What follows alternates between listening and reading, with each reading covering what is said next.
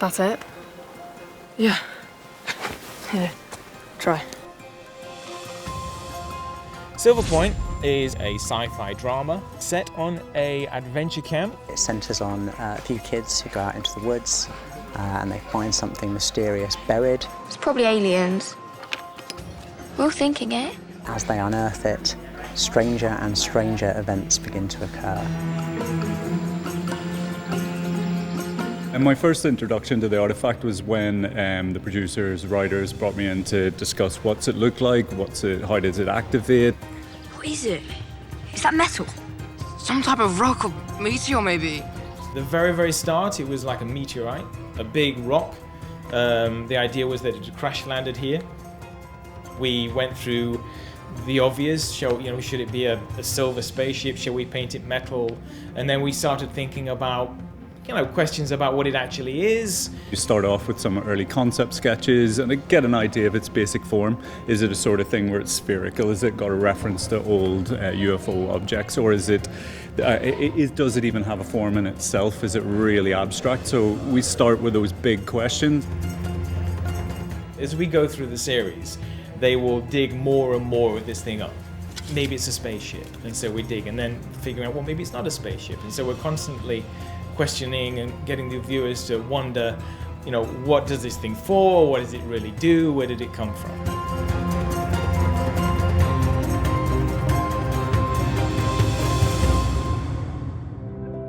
Some people wanted it to be 20 meters, other people wanted it to be 1 meter. So at that point you have to decide what is the best size. And then the other thing was the color. Silver felt a little too obvious. And then I remember one day in the studio where it was being built, just thinking what would happen if we painted it black. And we tried different shades of black, and eventually we found something we were happy with. Then it moves on to texture artists. What's its material? Is it a matte black? Is it a gloss black? What's the benefits of that? What are the difficulties of that? For example, the shiny black would have been a problem with reflections and the blue screen, so that was one reason why we chose the matte black. This object had to activate, and it had to be activated by the 4 kids, and when that was happening there needed to be some sort of indication that this was being activated. That's how we came up with the idea of the vents on the object.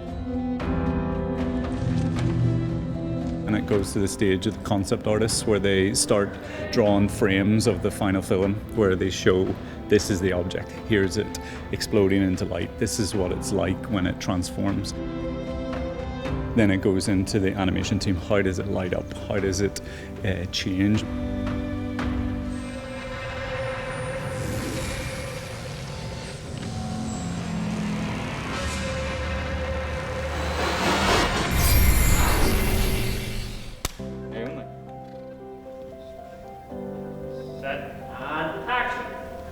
There's a number of VFX challenges when doing scenes like this, because what you want to do is be able to keep the believable stuff. So if the kids are standing on the ground and they're in the forest, you want to shoot as much as you can on location and augment what you can on location. Then there's a point where it tips over into the world transforming. And at that point it makes a lot more sense to build a blue screen studio and start shooting the kids in front of the blue screen so we can start dropping in these alternate spaces. And even with the virtual production equipment, we're able to do that in real time on set, show the kids where the object's going to be, how it transforms.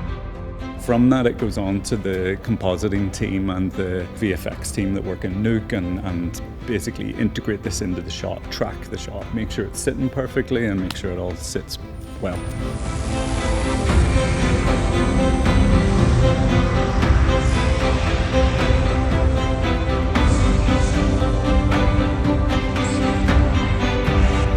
It's beautiful.